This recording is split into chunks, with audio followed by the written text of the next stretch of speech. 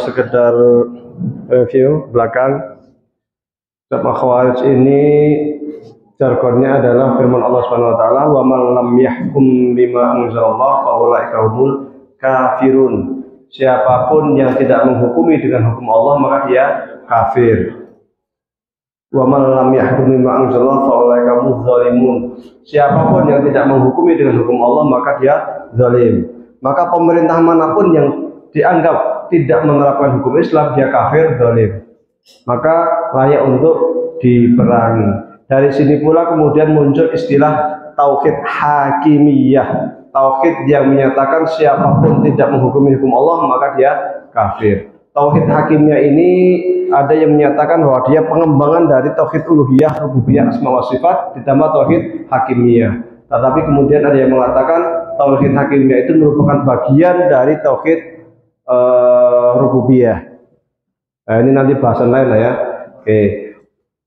Untuk selanjutnya sebelum saya lanjutkan ke bahasan Khawarij kontemporer yang tadi itu Jamaah Islamiyah, tapi kemudian Jamaah Islamiyah baru berhenti sampai tahun 80-an sebelum lanjut. Kemudian akan sedikit saya singgung gerakan Al-Qaeda, cuman saya tawarkan ke jamaah terlebih dahulu, apakah saya lanjut atau tanya jawab? Lanjut. Oke. Tahun 70-an nek cerita ke pena ngrungokke iki jangan tuh ono es bermangan stop. Tahun 70-an itu masih terjadi perang dingin antara Uni Soviet dengan Amerika Serikat. Uni Soviet yang berpaham komunis, Uni Soviet itu punya sekongkol atau sekelompok negara pendukung yang namanya Pakta Warsawa. Kalau Amerika itu punya grup namanya NATO. Kalau Indonesia dengan Mesir, dengan India dan beberapa negara lainnya membentuk kelompok sendiri namanya non-blok. Yang NATO CS ini namanya blok barat, yang Uni Soviet CS namanya blok timur, Indonesia non-blok, artinya tidak membela Uni Soviet, tidak membela Amerika. Meskipun dalam realita politiknya ya lebih cenderung ke Soviet. Dunia Islam sendiri terpecah antara yang membela Amerika dengan yang membela Soviet. Seperti Iran itu ya sebelum Iran gugur, sebelum Iran digulingkan ya dia membela Amerika. Sementara Irak membela Soviet. Tetapi setelah tahun 80-an terbalik. Iran membela dekat dengan Uni Soviet, kemudian Irak ke Amerika. Dunia gitulah politik. Nah, perang dingin ini dimanfaatkan oleh Amerika untuk menggulingkan Uni Soviet di antara melalui gerakan-gerakan Islam. Amerika itu sangat paham bahwa orang Islam itu kalau suruh jihad semangatnya umum. Maka kemudian dibentuklah gerakan yang disebut dengan gerakan Al-Qaeda yang berpusat di Pakistan, mengumpulkan seluruh umat Islam di seluruh dunia, dilatih di Pakistan untuk kemudian terjun jihad di Afghanistan untuk mengusir Uni Soviet. Pimpinan Al-Qaeda ini adalah Usama bin Laden. Usama bin Laden itu lahir tahun 1958 di Saudi dan dia ini aslinya seorang saudagar, luar biasa kekayaannya, kaya raya. Tapi hidupnya di gua-gua, di mana di jalanan, di perang. Aslinya bin Laden itu kalau mau hidup di istana itu kayaknya luar biasa. Kalau Anda ke Saudi sekarang, Anda akan melihat perusahaan namanya perusahaan Usama bin Laden, perusahaan bin Laden, Syirkah bin Laden. Yaitu di antara pihak keluarganya dia itu. Memang besar kekayaannya bin Laden itu. Nah kemudian bin Laden ini ke Afghanistan, kemana ke Pakistan, menjadi pimpinan daripada gerakan Islam ini, di mana orang-orang Al-Qaeda itu berasal dari berbagai negara Islam. Sedikit berbeda ideologi antara antara Al-Qaeda dengan Jamaah Islamiyah. Tadi saya sampaikan bahwa Jamaah Islamiyah itu ideologinya adalah wa man lam yahkum bima anzalallah fa ulaika humul kafirun, itu merupakan pemerintahan muslim. Maka yang diserang oleh Jamaah Islamiyah adalah pemerintahan muslim yang dianggap tidak menerapkan hukum Islam sesuai dengan perspektif Jamaah Islamiyah. Sementara Al-Qaeda punya pemikiran untuk selanjutnya ya, bahwa musuh kita itu bukan dari kalangan pemerintah Muslim, tetapi di luar sana. Awalnya adalah Uni Soviet. Maka dikumpulkanlah pemuda dari berbagai negara Islam, dilatih di Pakistan, kemudian dibawa ke Afghanistan untuk berperang di sana. Yang melatih militer, yang mendandangi militer adalah Amerika Serikat. Sehingga Al-Qaeda itu sesungguhnya merupakan anak dari Amerika Serikat. Sampai kemudian di perang di Afghanistan, kemudian Rusia tahun 1989 Uni Soviet runtuh. Uni Soviet runtuh, terpecah belah negaranya, sehingga kemudian membentuk negara baru namanya Rusia. Dulu namanya Uni Soviet. Ada beberapa pecahan negara Uni Soviet yang berada di Asia Tengah, yang tan itu pecahan dari Uni Soviet. Bangkrut, Uni Soviet itu bangkrut menjadi Rusia. Kemudian pasukan yang di Afghanistan bisa diusir, sehingga kaum mujahidin menang, ya kan? Setelah menang kemana posisinya? Ditarik. Setelah ditarik, si Usama itu kembali seperti semula lah, dia menjadi seorang pedagang, ya, saudagar kaya raya, bisnismen, ke Sudan, ke Saudi, kemana-mana. Lama kelamaan Usama bin Laden ini gerah, karena Amerika ini punya standar ganda, terutama di Palestina. Maka dia mulai gerah, mulai mengumpulkan lagi jaringan yang sudah berserakan tadi itu, dikumpulkan untuk kemudian menjadikan Amerika sebagai musuh utama. Nah, ini perbedaannya Al-Qaeda dengan Jamaah Islamiyah. Perbedaan kedua adalah Al-Qaeda ini punya ideologi bahwa ketika dia itu ditangkap di negara Islam, maka dia tidak boleh melawan. Kalau mau ada Al-Qaeda ditangkap di Indonesia, apa ya? Udah gak usah melawan. Itu bukan musuh saya kok. Mau dipenjara apa terserah. Jujur aja dia. Ini bedanya. Kalau sebesarnya enggak, ini pemerintah Islam enggak menerapkan syariat Islam, enggak menerapkan Islam, bom, jedor. Kalau ada enggak, musuh saya itu Amerika. Maka kalau kita lihat dia melakukan pengeboman di kedutaan besar Amerika di Nairobi, Darussalam. Kemudian melakukan pengeboman di Yaman, kapal induk Amerika di Yaman, USS Cool, apa namanya itu, dibom. Makanya kemudian ketika tahun 2011, ya 2011 atau berapa ya, yang WDC, ya WDC itu dibom, itu otak Amerika langsung, ini Bin Laden ini. Kenapa? Memang ciri khasnya Bin Laden itu yang bisa Amerika, bukan negara Islam. Namun kemudian bukan tahun 2011 ya, tahun 2011 itu meninggalnya Bin Laden, ditangkap di Pakistan, dibom, ditembak, bukan dibom, ditembak. Nah, itu gerakannya itu. Jadi dia itu berusaha, sama gerakannya mirip dengan Jamaah Islamiyah, membuat jaringan, sistem sel. Satu orang punya 10 punya berapa? 10. Mereka kemudian punya halaqah kecil gerakannya rahasia. Mirip, tapi ideologinya beda. Ideologi Jamaah Islamiyah, pemerintah Islam itu kafir tauhid, sementara ideologinya Al-Qaeda, dunia Islam itu bukan musuh kita adalah Amerika. Makanya Amerika sangat benci sekali dengan Al-Qaeda. Dan satu lagi, Al-Qaeda itu sangat tahu kelemahan Amerika. Kenapa bisa? Loh, dia yang dididik itu Amerika, yang melatih perang, yang macam-macam itu Amerika. Dia tahu banget itu loh. Jadi makanya takut banget Amerika sama Al-Qaeda ini. Rahasia-rahasia Amerika itu tahu gitu. Makanya kapalnya bisa tembus, Nairobi bisa tembus. Ada 2 kedutaan besar Amerika yang di Afrika Timur itu yang dibom itu. Nairobi dan Darussalam, ya benar. Ini bisa tembus itu.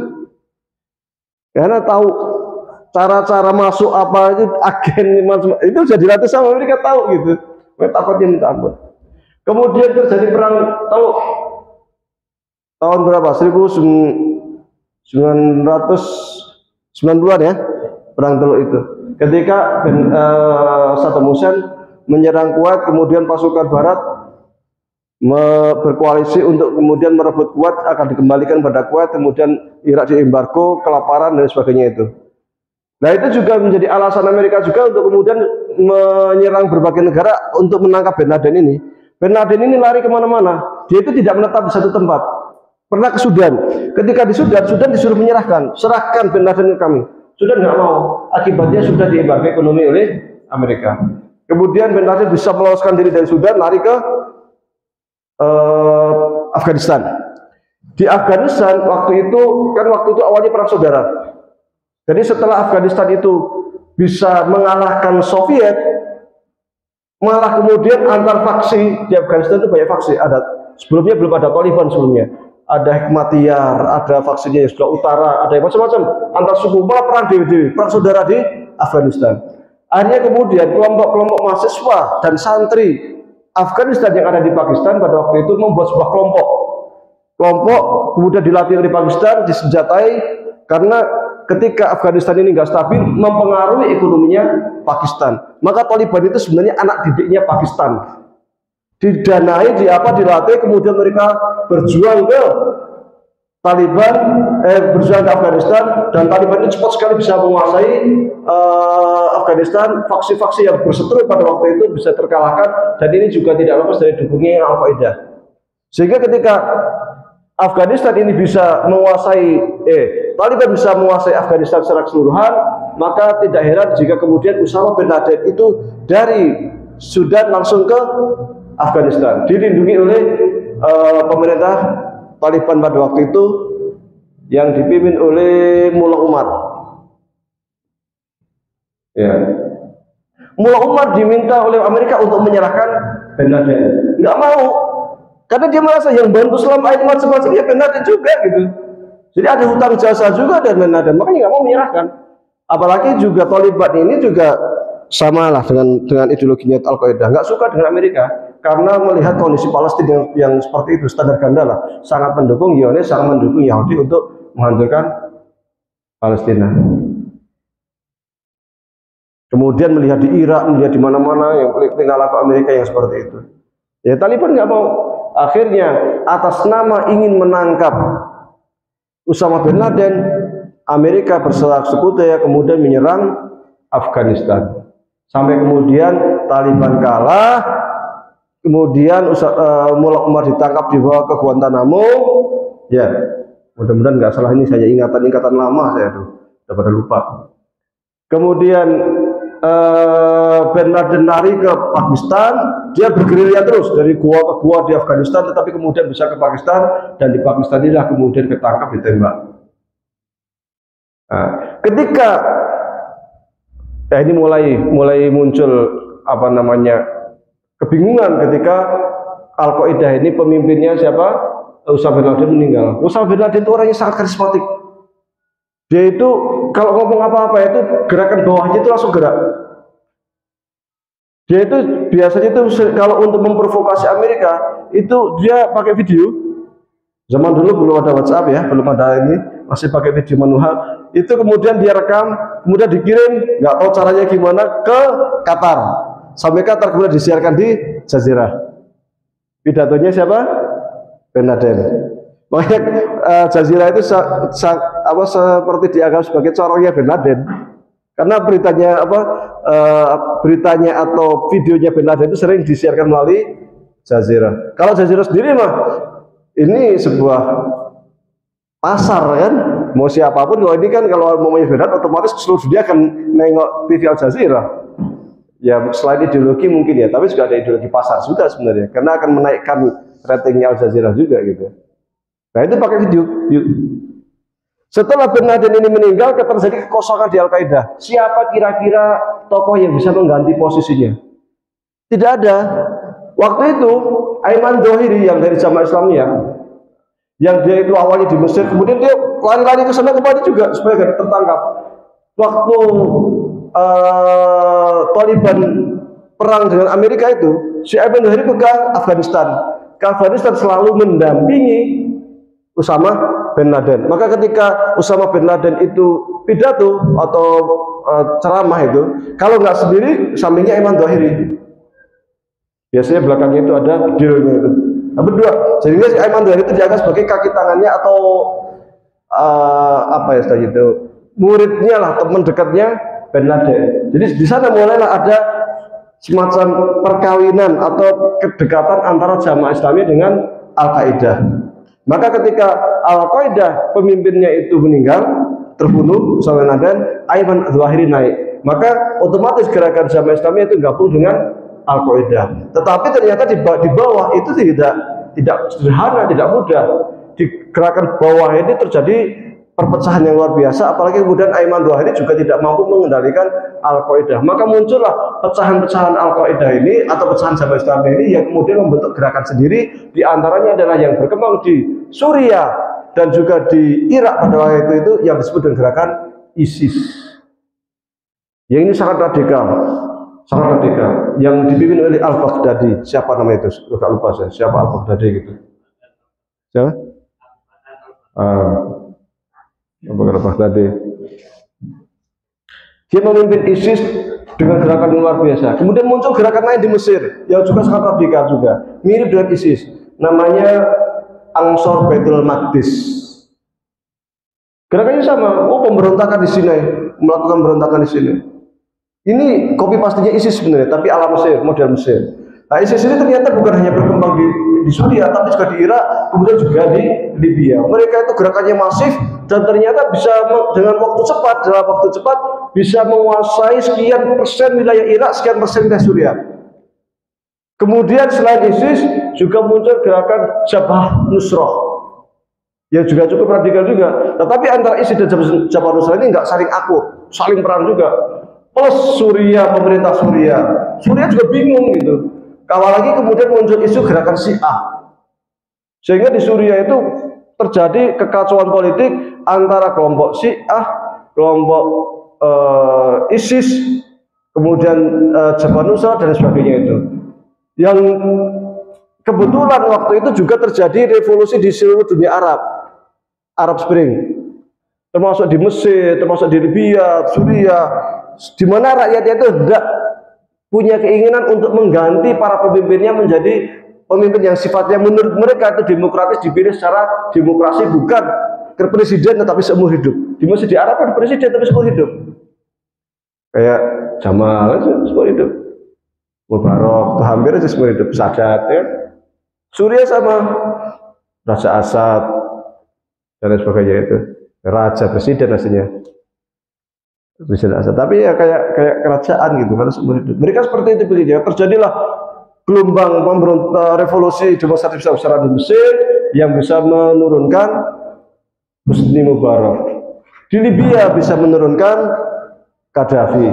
Di Suriah juga gelombang itu. Akhirnya ya selain demonstrasi besar-besaran ke rakyat, tapi juga persoalan lain ini, persoalan ISIS, persoalan Jabhah Nusrah dan sebagainya. Akhirnya porak-poranda orang-orang seperti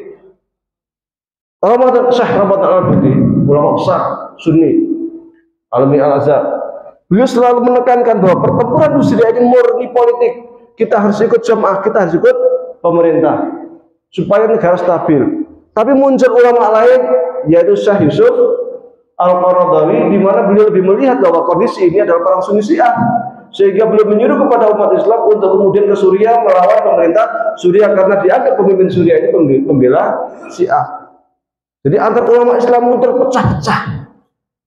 Di Azhar sendiri juga ya lumayan agak terpecah sedikit, tapi alhamdulillah bisa dikendalikan lah. Kan seperti itu. Akhirnya gerakan ISIS itu yang merupakan Khawarij, Jabhah Nusrah, kemudian Ansor Baitul Maqdis, ada lagi gerakan lain namanya At-Takfir wal Hijrah. Gerakan namanya At-Takfir wal Hijrah. Itu kelompok-kelompoknya itu ideologinya ideologi ISIS semua. Yang awalnya itu berkembang di Mesir, kemudian di Suriah, di Irak, di Libya, masuk ke berbagai dunia Islam, termasuk ke Indonesia, kemana-kemana berkembang ideologi ini. Nah, ini yang berbahaya. Ini yang kemudian disebut oleh Syekh Ali Jibbar dengan istilah Khawarijul Asri, Khawarij kontemporer.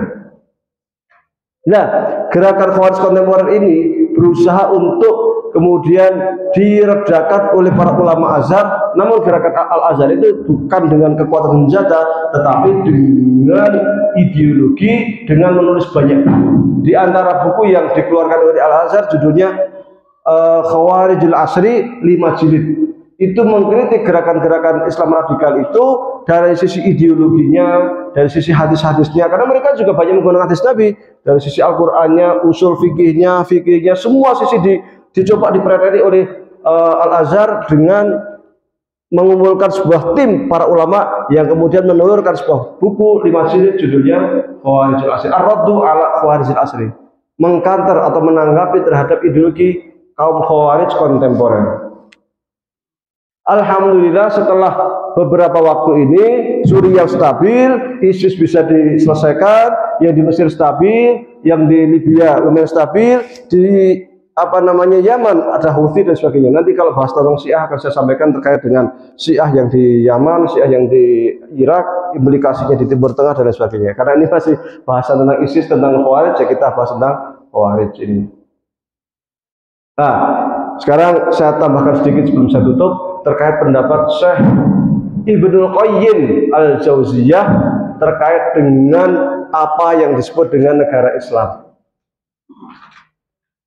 Kalau Khawarij tadi kan wa man lam yahkum bima anzalallah fa ulaika humul kafirun. Siapapun yang tidak menerapkan hukum Allah ya kafir. Fa ulaika humul zalimun. Mereka itu zalim. Apa kata Syekh Ibnu Qayyim? Kata Ibnu Qayyim, yang disebut negara Islam adalah negara yang satu, mayoritas rakyatnya Muslim. Dua, menerapkan hukum Islam. Meskipun sifatnya juz'i. Juz'i itu apa? Tidak sempurna banget. Artinya selama dia tidak melarang rakyatnya itu sholat, tidak melarang puasa, mau haji juga dilarang, itu berarti masih di negara Islam. Meskipun juz'i itu sebagian. Itu masuk negara Islam. Maka kalau apalagi kemudian hukum Islam diterapkan, diakomodir oleh negara, maka itu hukum Islam. Karena memang Syekh Ibnu Qayyim ini dan Syekh Ibnu Taimiyah itu memang hidup di masa-masa penjajahan Tatar di dunia Islam. Waktu itu Syam masuk Tatar masuk Syam waktu itu. Sehingga Tatar itu menerapkan hukum yang campur aduk antara hukum Islam dan hukum lainnya. Sehingga waktu itu muncul wacana-wacana kita itu sebenarnya masuk dari Islam, bukan gitu. Maka Ibnu Taimiyah mengatakan demikian. Kalau dia itu umatnya mayoritas atau setidaknya pemerintahnya itu tidak melarang hukum Islam diterapkan di negara tersebut, berarti hukum Islam. Sekarang pertanyaan, di Indonesia sholat boleh enggak? Boleh. Puasa, haji malah dikoordinir negara. Hukum wakaf dikoordinir negara. Ada peraturan tentang wakaf, ya kan? Jadi banyak sekali terkait pernikahan, semua pernikahan pakai hukum Islam untuk umat Islam. Bahkan kemarin di MK, nikah beda agama ditolak oleh MK. Artinya banyak sekali hukum-hukum Islam di Indonesia yang sudah diakomodir oleh negara. Bagaimana dengan hudud dan kisos? Menurut Syekh Qardawi, bahwa hudud dan kisos ini diterapkan di negeri Madinah pada waktu itu di zaman akhir-akhir masa Madinah. Artinya bahwa hudud kisos itu bukan prioritas banget. Yang prioritas kalau kita lihat pada masa Makkiyah, selama 13 tahun di Makkiyah, ayat yang turun kebanyakan terkait apa? Akidah atau akhlak. Akhlak itu diantara it'amul miskin. Maka perintah untuk menyantuni orang miskin itu banyak sekali di Mekah.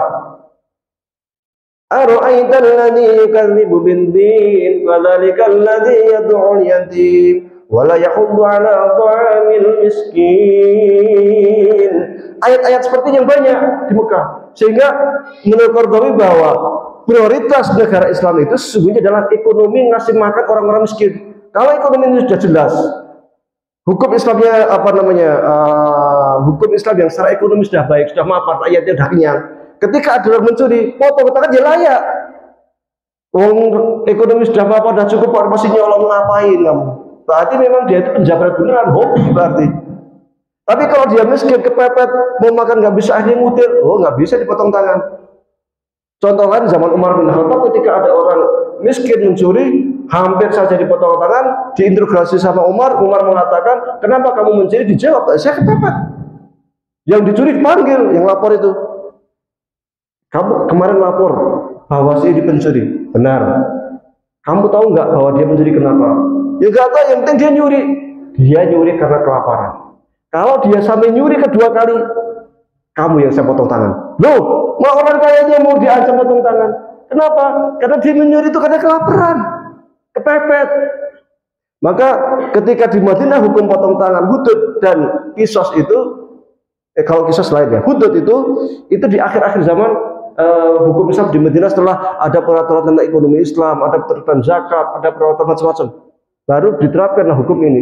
Sehingga ketika suatu negara itu tidak diterapkan hukum hudud, itu tidak berarti dia itu tidak menerapkan hukum Islam. Bukan berarti, karena hukum Islam itu sangat luas dan hudud itu bagian dari hukum Islam. Hukum Islam itu ya ekonomi, ya sosial, ya budaya, macam-macam, sangat luas. Hudud bagian dari hukum Islam, tetapi bukan keseluruhan hukum Islam. Maka kadang sebagian orang itu beranggapan bahwa negara Islam itu yang menerapkan hudud kisos. Oh, belum tentu. Kalau hanya hudud kisos, kemudian ekonominya liberal, ya sama aja seperti itu. Ekonominya sosialis semuanya, ya sama aja kan itu. Maka ini itu hanya bagian kecil. Maka kata Ibnu Qayyim, yang disebut negara Islam adalah negara yang minimal tidak melarang, pemerintahnya tidak melarang rakyatnya untuk menerapkan syariat Islam. Kalau dia disebut negara Islam, berarti otomatis dia tidak masuk ke dalam negara-negara yang oleh Khawarij itu dianggap tauhid.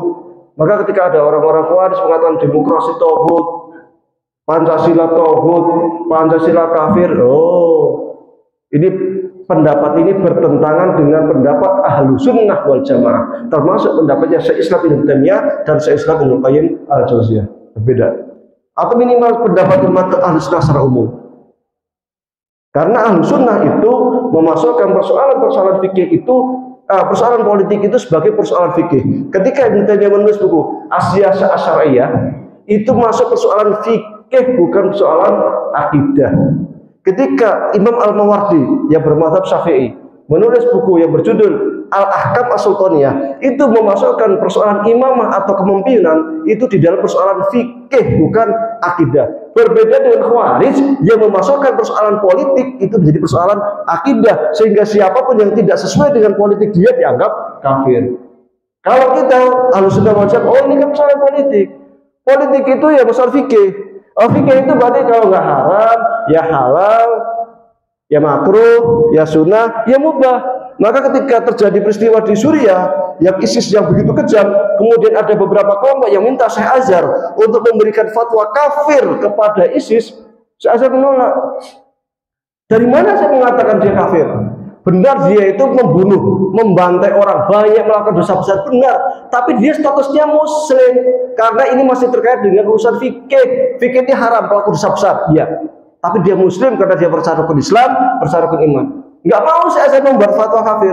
Karena persoalan politik adalah persoalan fikih, bukan persoalan akidah. Sementara kaum Khawarij ini, baik Khawarij zaman dulu ataupun Khawarij zaman sekarang seperti JI, seperti Ansar Baitul Maqdis, ISIS dan lain sebagainya, itu rata-rata memasukkan persoalan politik ini ke dalam persoalan akidah, sehingga lawan politik langsung kafir, langsung halal darahnya, langsung boleh dibunuh. Karena yang implikasi kafir itu seperti itu.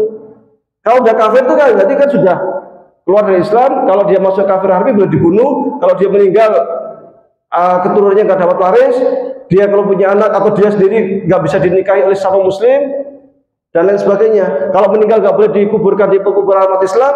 Jadi implikasi kafir itu nggak sederhana, banyak punya implikasinya di dalam hukum Islam, terkait dengan pernikahan, terkait dengan pewarisan, terkait dengan wasiat dan sebagainya.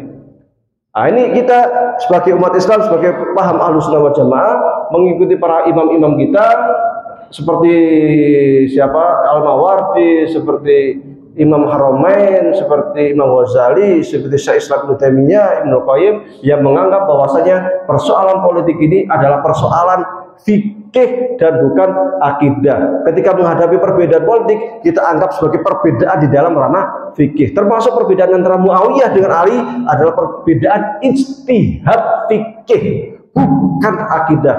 Dan sikap kita ketika menghadapi perbedaan antara para sahabat, kita tawakuf, kita serahkan kepada Allah Subhanahu wa taala, karena para sahabat ini udul.